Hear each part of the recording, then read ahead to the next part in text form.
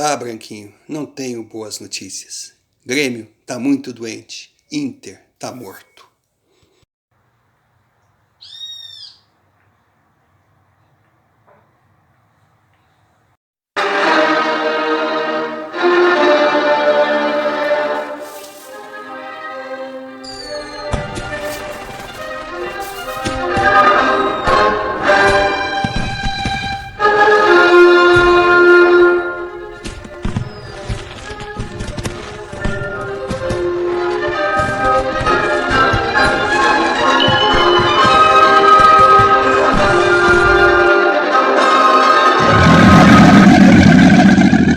Nada tá tão ruim que não possa piorar. Década de 20 promete requintes de crueldade com a dupla Grenal.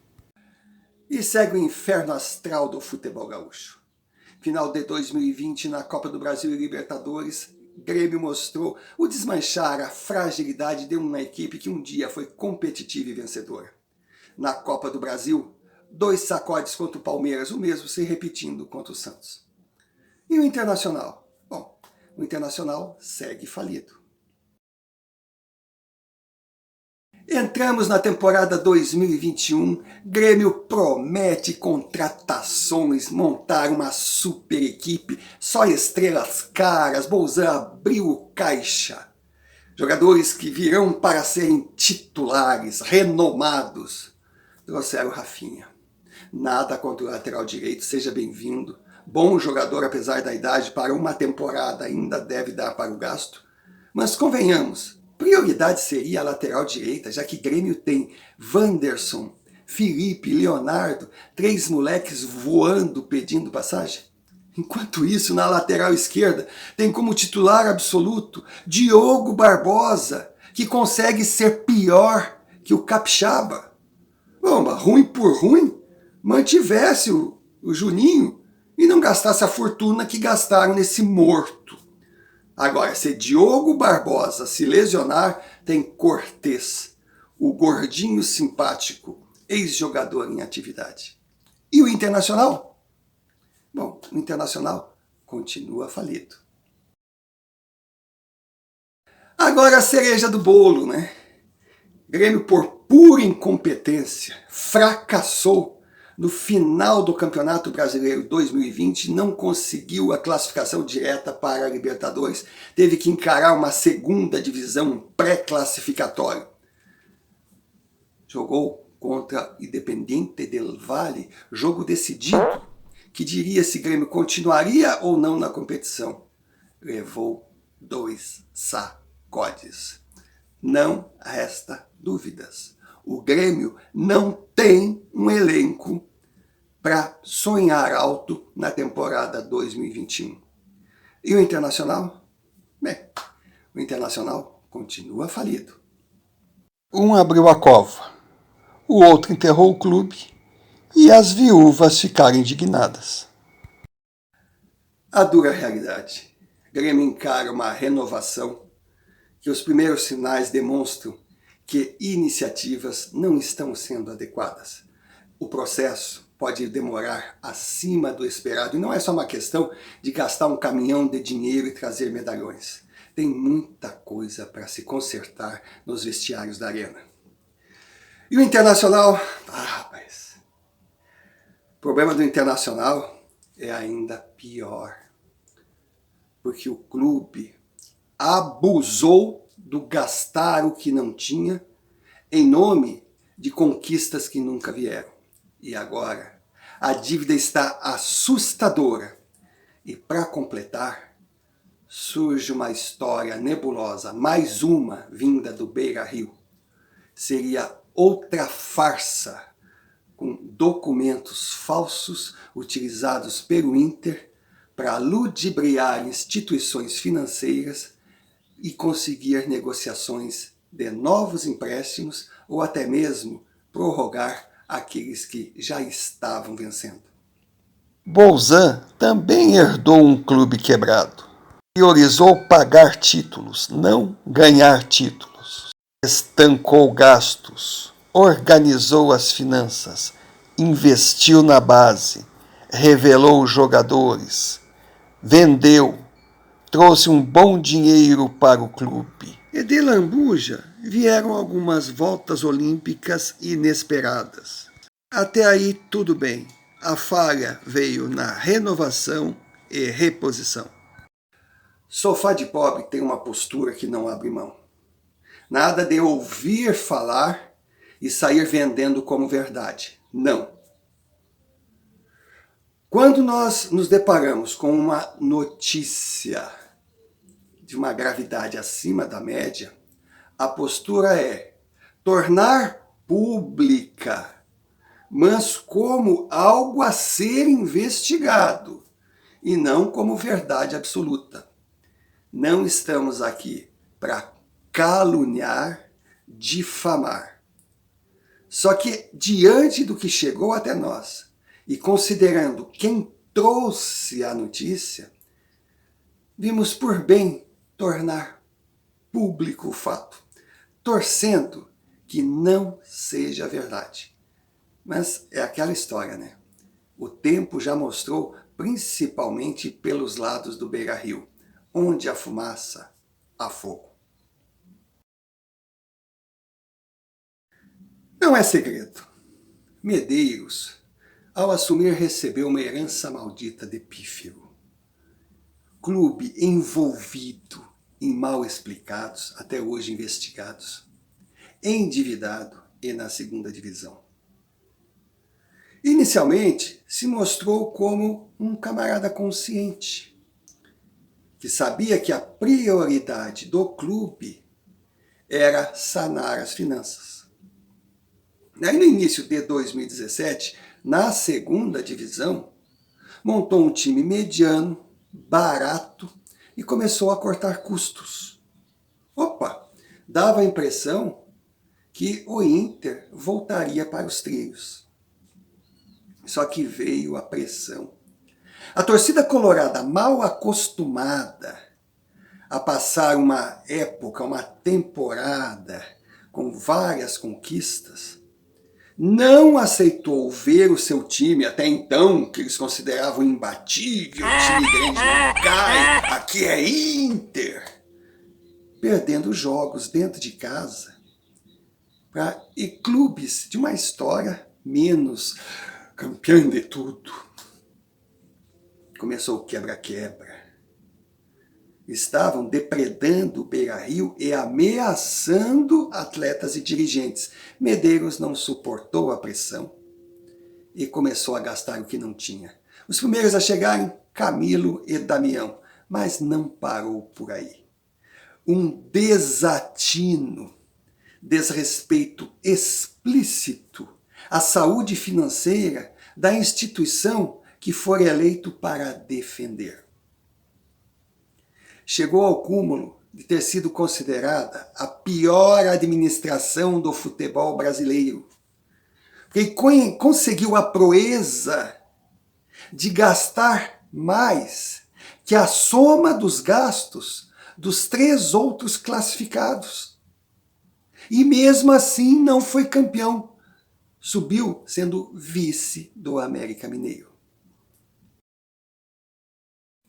Ao voltar para a Série A em 2018, deu sequência aos absurdos. A euforia causada por um marketing mentiroso. Temos uma grande equipe, somos favoritos a tudo, o campeão voltou. A torcida comprou a farsa. Os gastos dispararam. Tanto que, no final dessa temporada, Internacional não ganhou nada e apresentava a 3ª maior dívida dos grandes clubes brasileiros, mais de 700 milhões de reais.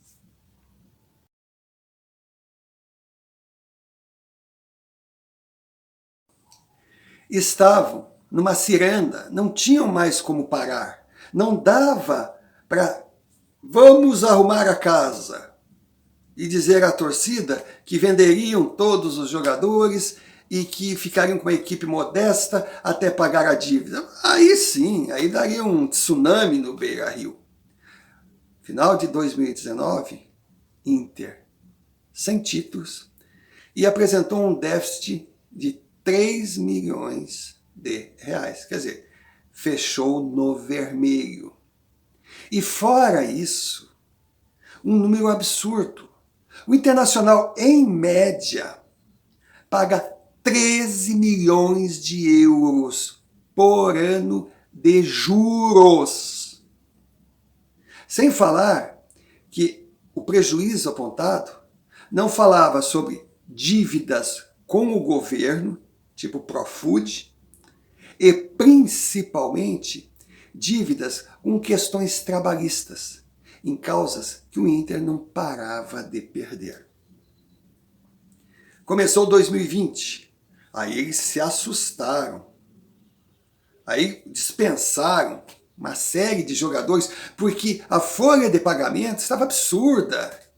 A despesa com o futebol mensal do Inter chegava nos 16 milhões para um time falido. Mas, no final de 2020, o Internacional apresentou 67 milhões de prejuízo no vermelho. E uma dívida de 316 milhões a ser paga a curto prazo em 2021. Não há como pagar uma dívida dessas. Medeiros terminava o seu mandato. Olhava os números, eu acho que daí ele percebeu a besteira que fez e tratou de tirar o dele da reta. Jogou a bomba para o sucessor. Porque, poxa, só em instituições bancárias eram dívidas de 60 milhões de reais, 100 milhões de reais. Cara, era tudo muito dinheiro. Conseguiu negociar o Profood, empurrou com a barriga, vai pagar por 30 anos, tipo 250 mil mensais. Ah, isso é nada para um clube de futebol? É nada, mas é também uma dívida que não aparece nos totais revelados nos balanços. Tem mais a questão da Andrade Gutierrez, um contrato de gestão.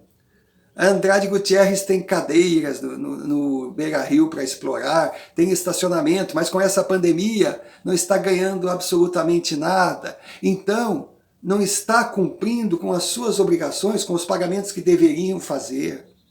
O Inter não tem dinheiro nem para a folha de pagamento, agora está demitindo funcionários, um atrás do outro, já saiu uma lista de 50. Medeiros tratou de correr as instituições bancárias e a televisão, porque adiantou dinheiro a receber, direitos de transmissão da Rede Globo de televisão. Pois bem, pegou o dinheiro da TV e foi nos bancos fazer empréstimos, porque assim fecharia o seu mandato com os salários pagos, com dinheiro em caixa para cumprir os compromissos imediatos, mas sendo esse dinheiro vindo de empréstimos, de renovações, ou seja, juros aumentando. Para complicar a vida dele, surge uma auditoria não autorizada por ele, que apresenta que o Internacional tem uma dívida de 1 bilhão e 68 milhões de reais. Estava na hora de dar o jeitinho, zerar a coisa, jogar os pepinos a vencer a partir de 2022 e sumir. Só que os bancos, para fazer esses empréstimos, pediram garantias. E entre as garantias, o Inter deu 15%, alienou 15% do que vai receber ainda de mensalidades de sócios, do dinheiro que vem dos sócios, e 20% do dinheiro a receber da televisão. Opa! Perceberam? 20% de dinheiro a receber da televisão, mas esse dinheiro já foi adiantado pela Rede Globo e gasto. O Inter não tem dinheiro a receber. Então, como que alienou esse dinheiro que não existe como garantia para conseguir a aprovação de empréstimos em instituições bancárias? Só que bancos exigem documentos. Se for verdade o que estão dizendo, que tipo de documentos que Medeiros apresentou aos bancos para conseguir esse capital de giro, esse fôlego financeiro? E aí? Seria mais ou menos tipo deixar em calção promissórias frias? Como se chama isso? Será verdade? Então, o Grêmio vive uma fase complicada. O Grêmio está doente. É uma doença relativamente grave, mas que, se bem tratada, a cura virá com o tempo. Já o Internacional, com 1,68 bilhões de reais de dívida, pagando 13 milhões de euros anuais de juros e taxas, simplesmente acumulando empréstimos. E agora, envolto em mais uma nebulosa situação, já passou da fase da doença. Já entrou na UTI, respira por aparelhos, e se continuar dessa forma, com empresários cobrando dívidas, porque também é outro fator assim que assusta, o que o Internacional deve de comissões a empresários e também de transações, de valores não pagos por jogadores, que novamente andou renovando, parcelou, mas não tem dinheiro para pagar as parcelas. Então, se continuar nesse ritmo, e se tudo se confirmar, bom, deixa eu olhar na janela, mas eu acho que o padre está chegando.